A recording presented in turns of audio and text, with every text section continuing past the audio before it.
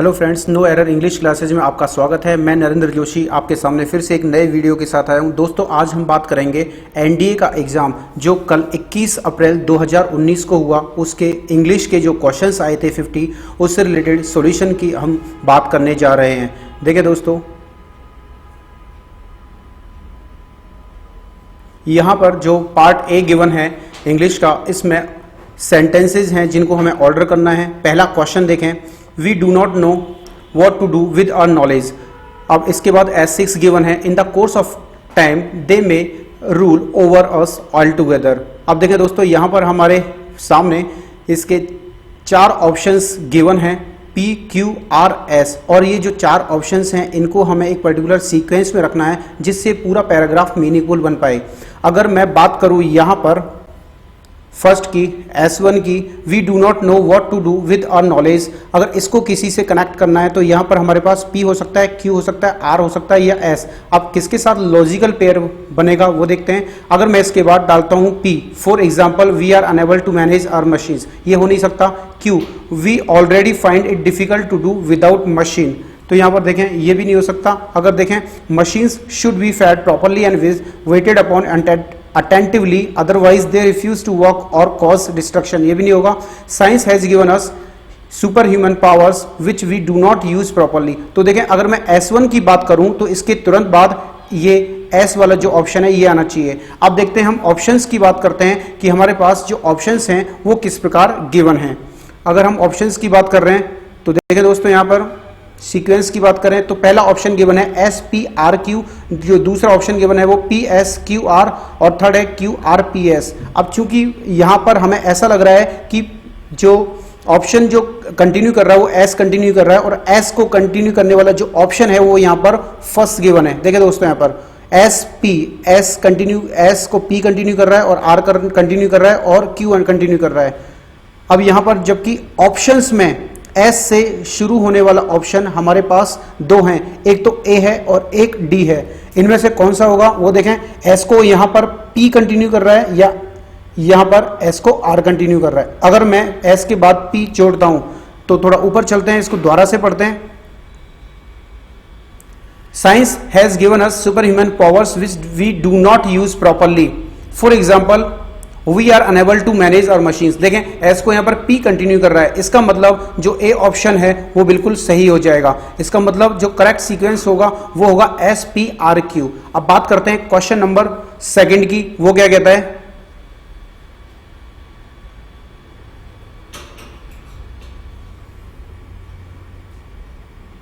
देखिए दोस्तों, question number 2 में जो S1 लिखा हुआ है वो है the British rule in India has brought about moral, material, cultural and spiritual ruination of this great country.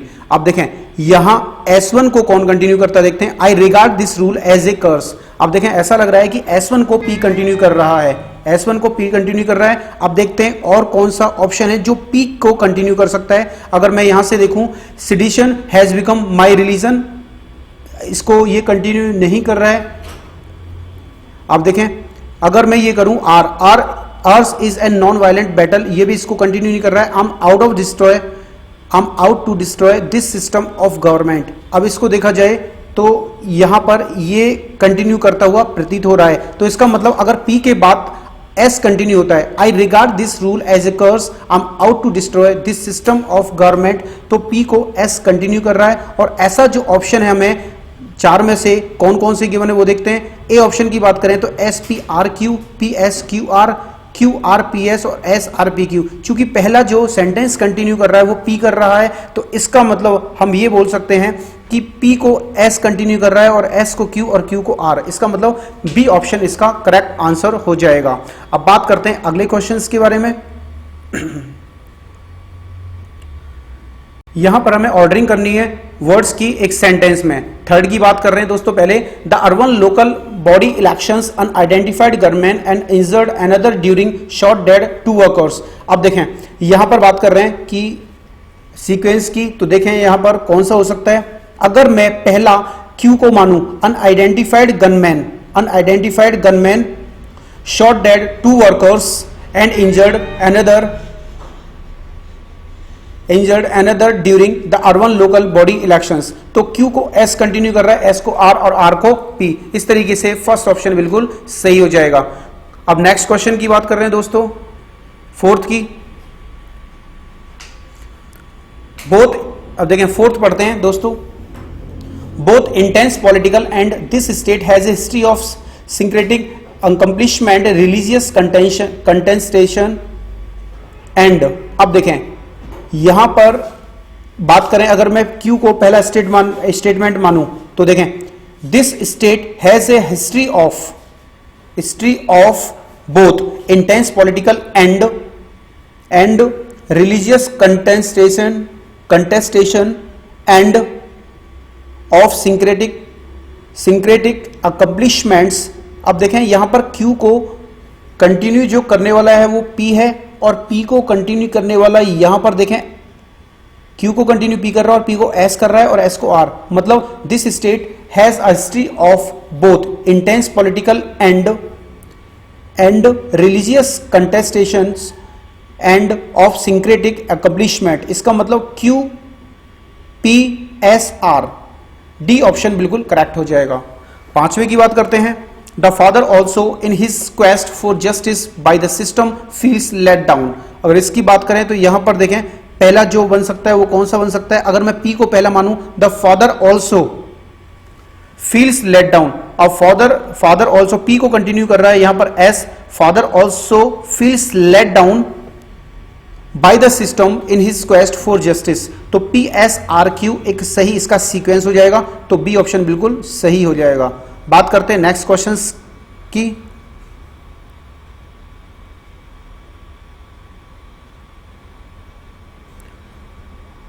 देखिए दोस्तों, नेक्स्ट क्वेश्चंस के लिए यहां पर एक कॉम्प्रिहेंशन गिवन है, वो हमें पढ़ना होगा।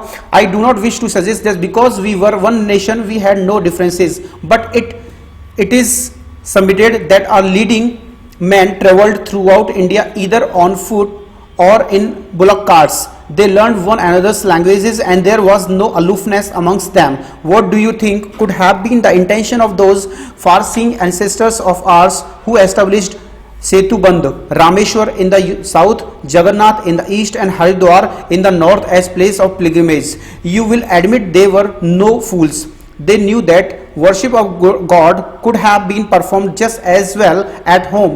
They taught us that those whose heart were aglow with righteousness had the Ganges in their own homes, but they saw that India was one undivided land so made by nature. They therefore argued that it must be one nation. Arguing thus, they established holy places in various parts of India and fired the people with an idea of nationality in a manner unknown in other parts of the world. And we Indians are one as no two Englishmen are. Only you and I are, and others who consider ourselves civilized and superior persons imagine that we are many nations. It was after the advent of railways that we began to believe in distinctions, and you are at liberty now to say that it is through the railways that we are beginning to abolish those distinctions. An opium eater may argue the advantage of opium eating from the fact that he began to understand the evil of the opium habit after having eaten.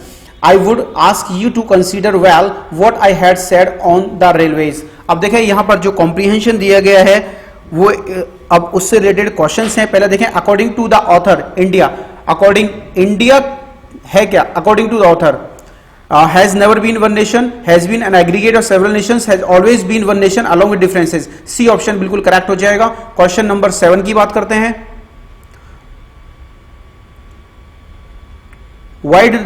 Why did the great sages of India establish pilgrimage in different corners of India country? अब देखें pilgrimage जो भी हुए हैं वो establish किए गए अलग अलग डायरेक्शंस में, उसका कारण क्या है? अब देखें यहाँ पर, because they wanted to push people to travel to different places, ये नहीं होगा।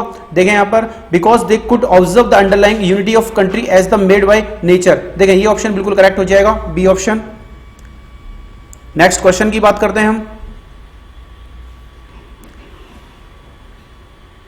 नेक्स्ट क्वेश्चन जो है वो कह रहा है in the passage the author's attitude towards the railway is. अब रेलवे के बारे में जो एटीट्यूड दिया है ओपीएम ईटर के द्वारा वो दिया गया क्रिटिकल। इसका मतलब यहां पर क्रिटिकल जो ऑप्शन है बिल्कुल सही हो जाएगा। अब बात करते हैं क्वेश्चन नंबर 9 की। What does the author mean when he says that whose heart were aglow with righteousness had the Ganges in their own homes। इसका मतलब वो प्योरिटी की बात करना चाह रहा है। The purity of heart is superior to observance of any ritual। बात करते हैं क्वेश्चन नंबर 10 की। The paragraph is written in a, कौन सी टोन है इसकी? अगर बात करें टोन की तो यहां पर हम बात कर सकते हैं कि इसकी जो टोन है वो एनालिटिकल स्टाइल है। नेक्स्ट क्वेश्चंस की बात करते हैं स्पॉटिंग एरर्स से रिलेटेड। क्वेश्चन नंबर 11 देखें दोस्तों। Opening his letters, reading them carefully and sending for his clerk he dictated answers with them. अब देखें यहां पर सी पार्ट में गलती है, यहां पर विद की जगह टू आएगा क्योंकि डिक्टेट जो है वो इनडायरेक्ट ऑब्जेक्ट को जोड़ने के लिए टू लेता है। ठीक है, he dictated answers to them. Next question देखें। He was my school friend, but becoming a great man, he has grown proud enough to forget his old friends। He was my school friend, वो मेरा school friend था, but becoming a great man, लेकिन महान आदमी होने से he has grown proud, वो घमंडी हो गया, प्राप्त घमंडी हो चुका है, to forget करने के लिए his old friends। अब देखें अगर इसके सीक्वेंस की बात करूं तो प्रेजेंट का सीक्वेंस चल रहा है तो यहां पर भी प्रेजेंट होना चाहिए, तो यहां पर is हो जाएगा। तो अगर मैं यहां पर इज कर दूं तो मेरा सेंटेंस बिल्कुल सही हो जाएगा। He is my school friend, वो मेरा स्कूल फ्रेंड है, but becoming a great man, लेकिन महान बड़ा आदमी होने से वो उसमें ग्रो हो गया है, प्राउड, काफी प्राउड इनफ ग्रो हो चुका है टू फॉरगेट करने के लिए हिज ओल्ड फ्रेंड्स। तो इसका मतलब ए पार्ट जो है इसमें गलती है। अब बात करते हैं क्वेश्चन नंबर 13 की। Rabindranath Tagore a Nobel laureate and the author of the national anthem found Shanti Niketan. अब देखें यहां पर सी पार्ट को देखें, यहां पर फाउंड आया है। फाउंड का मतलब देखें पहले दोस्तों हमें एक चीज समझनी होगी और वो चीज ये है कि बात करते हैं हम एक फाइंड नाम की एक वर्ब होती है फाइंड। फाइंड का मतलब होता है पाना और इसकी सेकंड फॉर्म होती है फाउंड और थर्ड फॉर्म भी होती है फाउंड। जबकि हम बात कर रहे हैं एक फाउंड नाम की वर्ब की जिसका मतलब होता है एस्टेब्लिश करना, और इसकी अगर सेकंड फॉर्म की बात करें तो फाउंडेड और थर्ड फॉर्म की बात करें तो वो भी फाउंडेड होता है। तो दोस्तों अगर मैं यहां पर फाउंड की जगह यहां पर इस फाउंड की जगह फाउंडेड कर दूं तो मेरा ये जो क्वेश्चन है बिल्कुल सही हो जाएगा। Rabindranath Tagore a Nobel laureate and the author of the national anthem founded Shanti Niketan, Shanti Niketan की स्थापना की। अब देखें 14 नंबर। The art of printing was introduced into England during the reign of Edward fourth by William Caxton a native of Kent. अब first part की बात करें तो यहां पर इंट्रोड्यूस्ड इनटू नहीं आएगा, यहां पर आएगा इंट्रोड्यूस्ड इन। तो अब ये सेंटेंस बिल्कुल करेक्ट हो जाएगा। नेक्स्ट क्वेश्चन की बात करते हैं।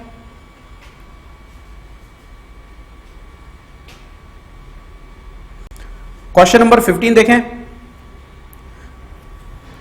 From 30 years he devoted himself to public affairs without taking a holiday। 30 सालों से, तो फ्रॉम नहीं आएगा तो आ जाएगा 4। अगर मैं यहां पर 4 कर दूं तो 30 साल ही डिवोटेड, उसने डिवोट किया अपने आप को पब्लिक अफेयर्स के लिए विदाउट टेकिंग अ हॉलीडे, बिना किसी हॉलीडे लिए। बात करते हैं क्वेश्चन नंबर 16 की। If Ramesh will be promoted he will get a higher salary. अब देखें ये जो है फर्स्ट पार्ट की अगर बात करें तो ये एक कंडीशनल क्लॉज है और कंडीशनल क्लॉज में हम जानते हैं फ्यूचर टेंस का यूज नहीं किया जाता। अगर मैं यहां पर कर दूं इफ रमेश इज प्रमोटेड, यदि रमेश प्रमोट किया जाता है ही विल गेट, वो गेट करेगा अ हायर सैलरी। अब सही हो जाएगा। बात करते हैं क्वेश्चन नंबर 17 की। My brother goes to the office 5 day week. C part में गलती है, 5 डे नहीं होगा 5 डेज होगा, और यहां पर कर सकते हैं 5 days a week. 5 days a week, 5 days a week का मतलब प्रति सप्ताह 5 दिन। बात करते हैं क्वेश्चन नंबर 18 की। If you lend Mohan a pen he will lend it to someone else and never you will get it back. अब देखें यहां पर नेवर जो है वो एडवर्ब ऑफ फ्रीक्वेंसी है जिसकी पोजीशन विल के बाद होनी चाहिए, कहने का मतलब हेल्पिंग वर्ब और मेन वर्ब के बीच में, and you will never get it back. अब सही हो जाएगा। क्वेश्चन नंबर 19 देखें। One of most widely spread bad habits is use of tobacco. अब देखें द मोस्ट होना चाहिए, यहां पर सुपरलेटिव डिग्री है। One of the most widely spread bad habits is the use of tobacco. Question number 20 देखें दोस्तों। अ great part of Arabia is desert. A great part नहीं होगा, यहां पर ग्रेट की जगह हम लार्ज पार्ट कर सकते हैं या फिर बिग पार्ट कर सकते हैं। ठीक है, अब नेक्स्ट की बात कर रहे हैं हम क्वेश्चन नंबर 21 की। अब 21 से जो क्वेश्चंस गिवन है वो फिल इन द ब्लैंक से रिलेटेड है। यहां पर बात कर रहे हैं 21 की, फॉरेस्ट प्रिवेंट इरोजन, इरोजन को प्रिवेंट करते हैं फॉरेस्ट। कौन से फॉरेस्ट? यहां पर बात करेंगे डेंस, मतलब घने घने जंगल जो होते हैं वो प्रिवेंट करते हैं इरोजन को। 3 people were arrested and an illegal arms unit was by the police in red, red में 3 लोग गिरफ्तार हुए और इलीगल आर्म्स यूनिट मतलब डिस्कवर की गई, तो यहां पर सी हो जाएगा। क्वेश्चन नंबर 23 देखें दोस्तों, question number 23, a women got into the car and drove of, एक वुमेन कार में बैठी और चली गई, ड्रोव ऑफ होगा। The lecture was not very interesting, lecture ज्यादा इंटरेस्टिंग नहीं था। In fact I in the middle of it, in fact यहां तक कि मैं उसके मिडिल में ही, मतलब नींद आ गई, झपकी आ गई, उसके लिए डोज ऑफ होगा, डोज ऑफ। अब देखें, द कॉप्स मर्डर बाय किन, किन का मतलब होता है फैमिली मेंबर, कॉप्स ने सस्पेक्ट किया, सस्पेक्ट आ जाएगा यहां पर ए ऑप्शन। बात करते हैं एंटोनिम्स की, यहां पर देखें दोस्तों 26 की बात कर रहे हैं, Ramesh is a very dubious character, antonym चाहिए इसका, डुबियस का मतलब होता है फेक, तो यहां पर ट्रस्टवर्दी, सी ऑप्शन सही हो जाएगा। Do not indulge in unmindful activities, please, unmindful का अपोजिट की बात करें तो यहां पर विजिलेंट, इसका सही ऑप्शन हो जाएगा, 27 में विजिलेंट हो जाएगा। अब देखें, he is suffering from a curable disease, curable मतलब क्योर किया जा सके, तो इसका मतलब इसका अपोजिट चाहिए तो टर्मिनल हो जाएगा, फाइनाइट मतलब अनक्योरेबल जिसको क्योर नहीं किया जा सके। 29 की बात करें, he was born on a very auspicious day, auspicious का मतलब होता है बहुत अच्छा शुभ दिन, इसका अपोजिट चाहिए तो ओमिनस हो जाएगा, C option. He has deeper hostility towards Mohan, hostility का मतलब होता है नाराजगी, दुश्मनी, तो इसका सही ऑप्शन जो होगा अपोजिट हो जाएगा डी, फ्रेंडशिप। अगला देखें 31, his life is rather monotonous, monotonous का मतलब की अगर बात करें तो मोनोटोनस का मतलब होता है कि अजीब पिच रखता है किसी चीज का, तो यहां पर इसका जस्ट अपोजिट हो जाएगा एक्साइटिंग, तो यहां पर ए ऑप्शन बिल्कुल सही हो जाएगा 31।